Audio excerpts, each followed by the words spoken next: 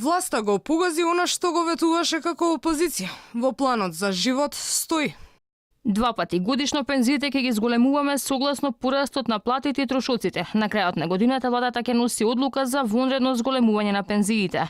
Сега со новиот закон просечната плата целосно се исфрла од пресметката. Министерката за труд и социјала се правда дека доколку не се направеле овие измени, ќе морало да се зголеми старосната граница за пензионирање. Како влада сме одговорни кон оние генерации кои што денеска се веќе повозрастни, но кои што поминаа период на транзиција и се изморени работници, да не ги притискаме да работат до 67 години, туку да може да си го остварат правото на 62 и 64 и кажа не ги замрзнавме пензиите, тие туку во континуитет си растат како што се нели се усогласуваат со трошоците на живот. Наедноставно кажано, новото решение значи помалку пари за пензионерите, бидејќи платите секогаш растат повеќе од трошоците.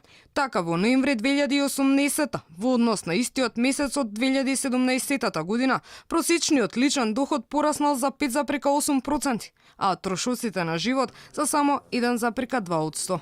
Сепак, власта сега ветува екстра зголемување, доколку земјава оствари економски раст од 4%.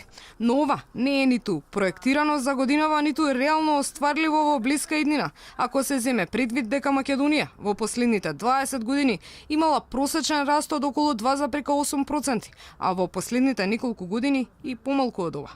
Токму оваа година и премиерот најави дека економска година покажаме раст над 4%, ќе имаме дополнително зголемување кое што не постоеше до вчера. И претходната власт го заобиколуваше законот, бидејќи линеарно ги коригираше пензиите. Речиси, секоја година сите добиваа исто покачување, што повеќе им одеше во прилог на оние со пониски, отколку на оние со повисоки примања.